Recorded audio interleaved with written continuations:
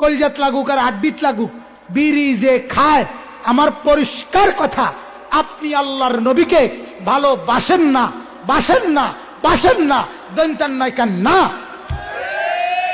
সোজা কথা বেড়া, বেড়া হইলে আমরা খারাপ। এখন বলেন, এখন বলেন, আলগা গিয়ে কয়েন না, আলগায় আমার বদনাম করেন না, তে ওয়াহাবি। এখানে বলবেন, এখানে বলেন, এখানে বলেন, এখন বলেন, এখন বলেন কি কারণে আমি নবীর দুশ্মন?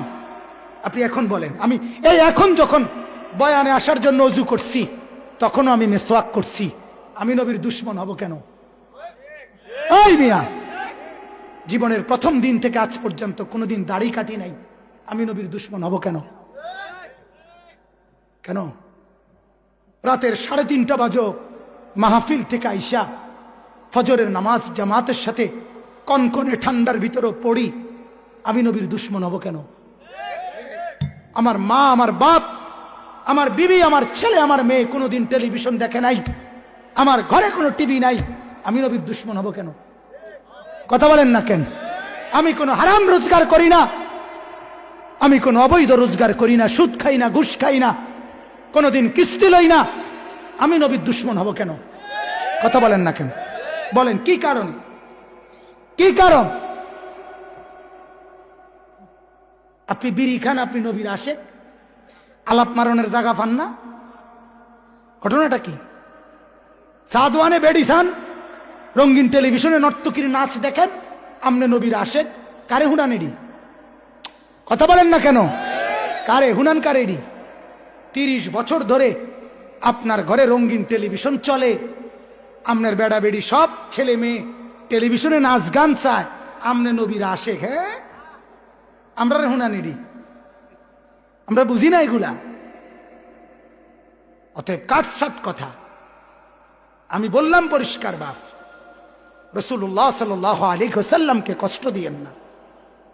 যে নবী পেঁয়াজের গন্ধ সহ্য করতে পারে নাই, যে নবী রসুনের গন্ধ কাঁচা সহ্য করে নাই, উম্মত আমার কাছে আইসো না, আমার নামাজি বান্দাদের কাছে আইসো না কাঁচা পেঁয়াজ খাইয়া, সেই আপনি বিড়ির দুর্গন্ধ নিয়া কেমনে মসজিদে ঢোকেন?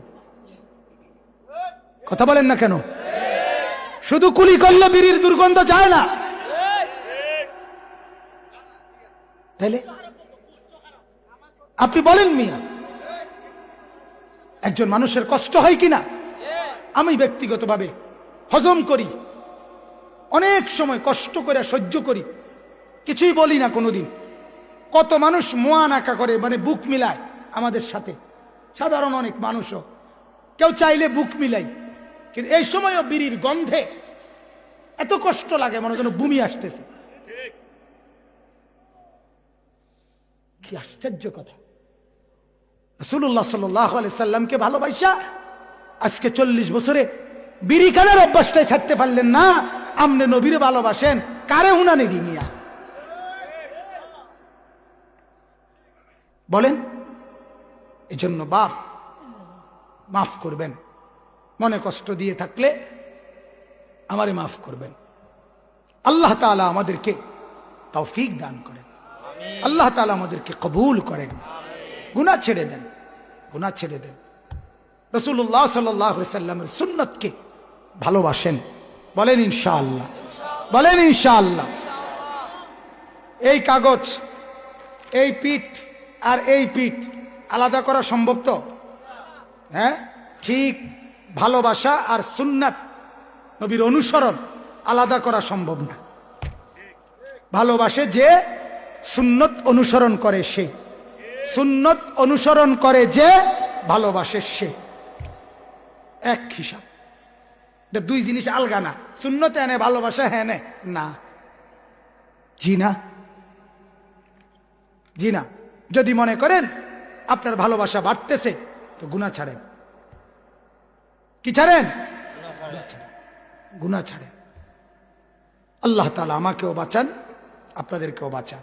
দাড়িবিহীন মানুষ যারা দাড়ি রাখেন, বেপর্দা বিবি পর্দানশীল করেন, ফজরের নামাজ পড়ে না, নামাজে অভ্যস্ত করেন, আল্লাহকে ডাকেন, গুনাহমুক্ত এক জীবন আল্লাহ তাআলা যেন আমাদেরকে দান করে।